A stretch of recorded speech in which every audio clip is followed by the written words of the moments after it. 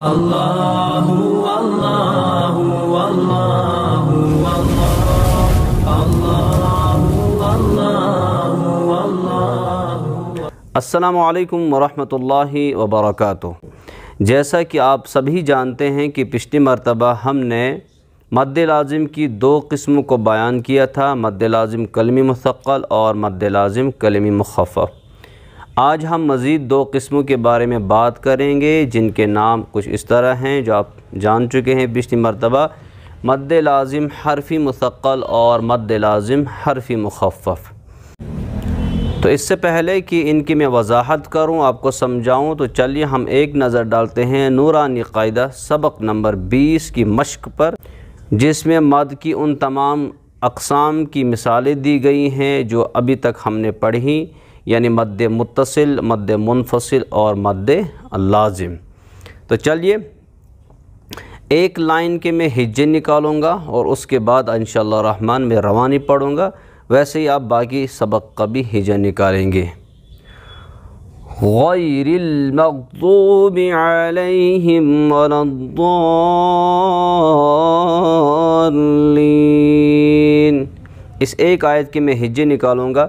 غین یا زبر غی، را لام زیر رل، غیرل، میم غین زبر مغ، ضاد وا پیش ضو، مغضو، با زیر بی، غیر المغضوب، عین زبر ع، لام یا زبر لی، علی، ہا میم زیر ہم، علیہم، غیر المغضوب علیہم، واو زبر و، لام ضاد زبر لض، ولض، چونکہ ضاد کے اوپر تشدید ہے تو پہلے ہم اس کو لام سے ملائیں گے، جو بیچ میں الف ہے یہ چھوٹ جائے گا، ولض۔ دو طریقے میں نے یہاں سکھائے ہیں آپ کو اس سے پہلے، وہ دونوں طریقے میں یہاں ریپیٹ کروں گا۔ ضاد الف لام مد زبر ضال، یا ضاد الف زبر ضال لام ضال، پھر لام یا ذیلی، نون زبر نا، ولا الضالین۔ چونکہ یہاں پر گول نشان ہے تو اس کو آیت کہتے ہیں، لہذا یہاں پر ہم رکیں گے۔ اس کا میں لنک دے رہا ہوں ڈسکرپشن میں، وقف کرنے کے قاعدے وہ آپ دیکھ سکتے ہیں وہاں جا کے۔ اب آگے پڑھتے ہیں، پہلے میں اس آیت کو ایک بار پھر سے پڑھتا ہوں۔ غیر المغضوب علیہم ولا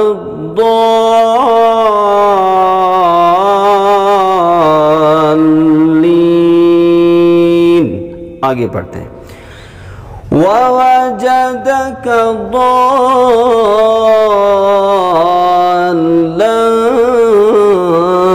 فَهَدَىٰ، فَإِذَا جَاءَتِ الطَّامَّةُ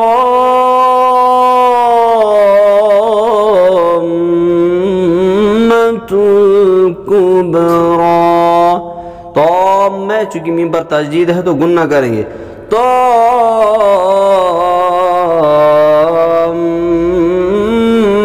الکبریٰ، فَإِذَا جَاءَتِ الصَّاخَّةُ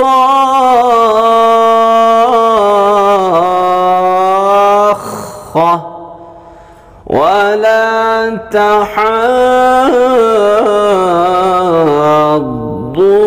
عَلَى طَعَامِ الْمِسْكِينِ،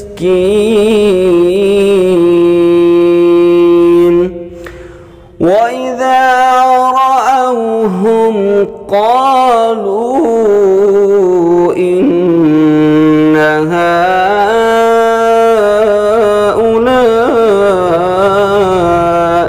لَضَالُّونَ۔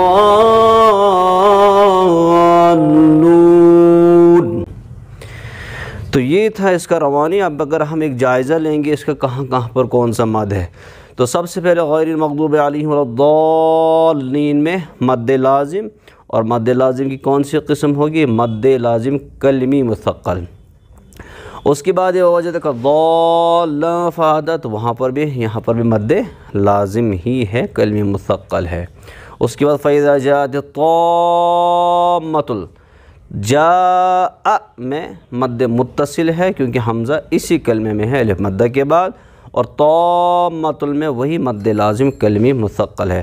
فَإِذَا جَاءَتِ الصَّاخَّةُ، جاء 3 سے 4 الف، جاء، ٹھیک، اس میں مد متصل ہے، اور صاخہ میں مد لازم کلمی مثقل ہے۔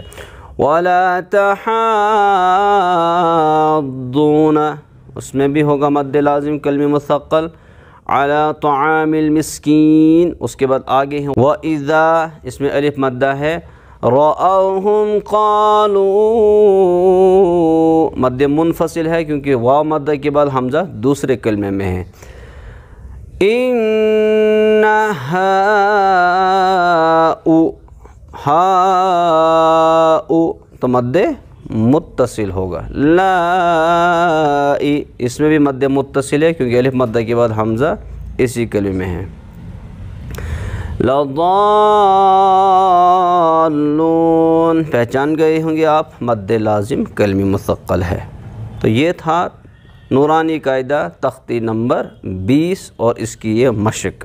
تو چلیں اب ہم بات کرتے ہیں کہ حرفی مثقل کس سے کہتے ہیں اور حرفی مخفف کس سے کہتے ہیں۔ اس سے پہلے آپ سے عرض کیا گیا ہے کہ حرف مطلب ہوتا ہے لیٹرز، الف سے لے کر یا تک جتنے بھی لیٹرز ہم پڑھتے ہیں انہیں حروف کہا جاتا ہے۔ عربک میں بھی ان کو حروف کا لفظ استعمال کرتے ہیں ہم، اور اردو میں بھی ان کے لیے ہم حروف کا لفظ استعمال کرتے ہیں۔ تو سب سے پہلے آپ اس بات کو نوٹ کر کے رکھ لیجئے کہ جو مد لازم حرفی مستقل اور حرفی مخفف ہیں وہ صرف اور صرف حروف مقطعات میں پائے جاتے ہیں۔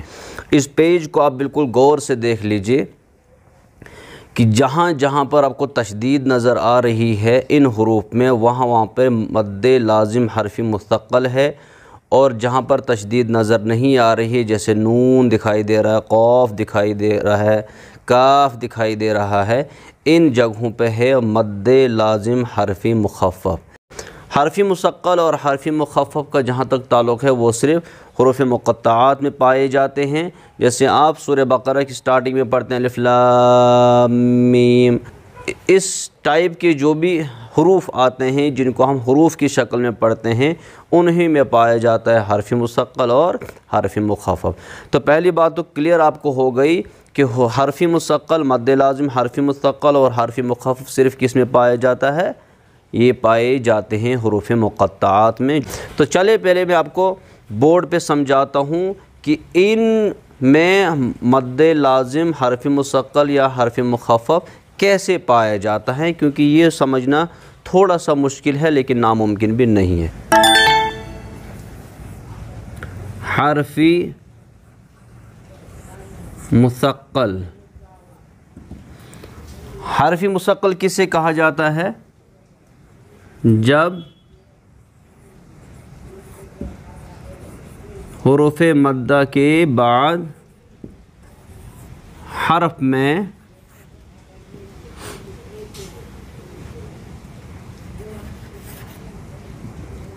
تشدید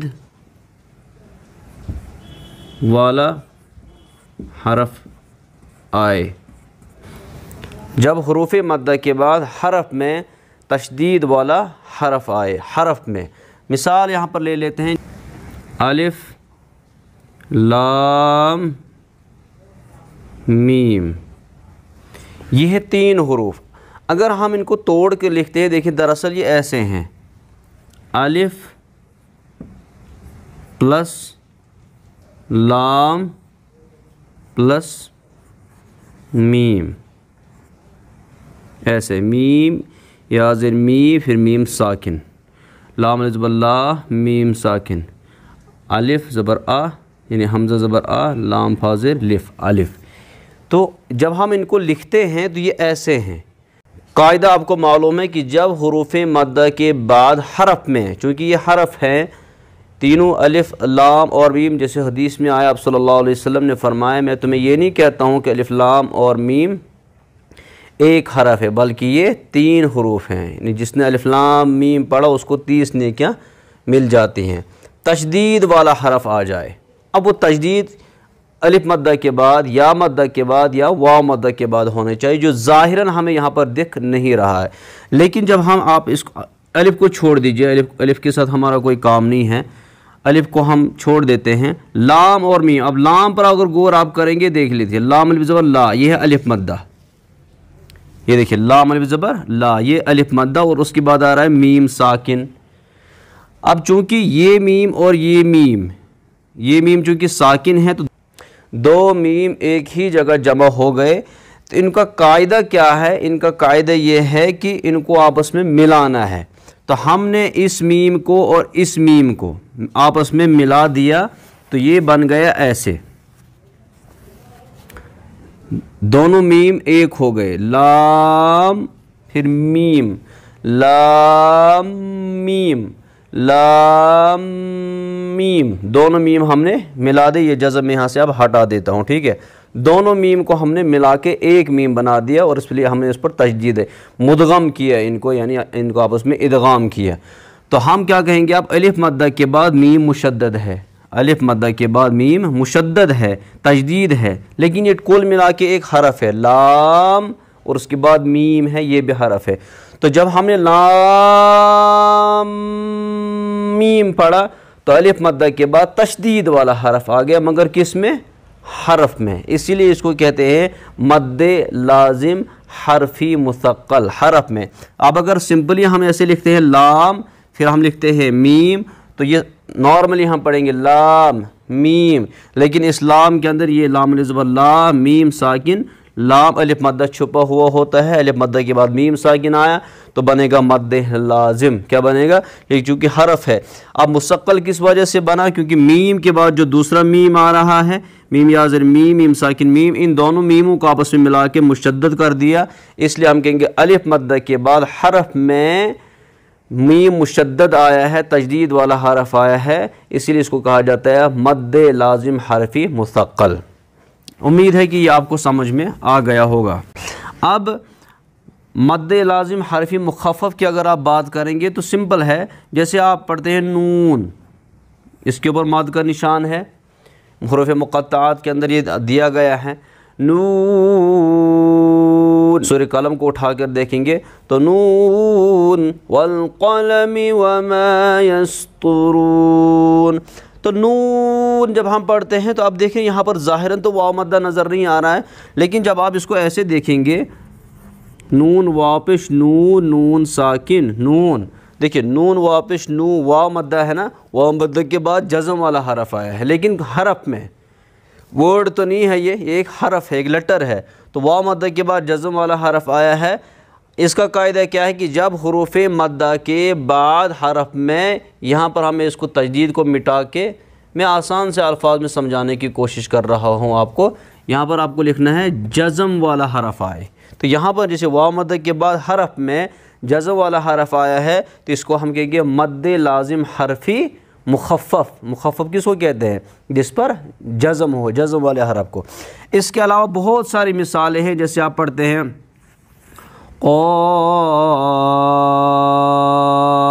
ایسے اگر ہم لکھیں گے قاف، لیکن قرآن میں آپ صرف ایسے دیکھیں گے اور اس کے اوپر مد کا نشان، تو اس میں بھی کون سا مد پایا جائے گا؟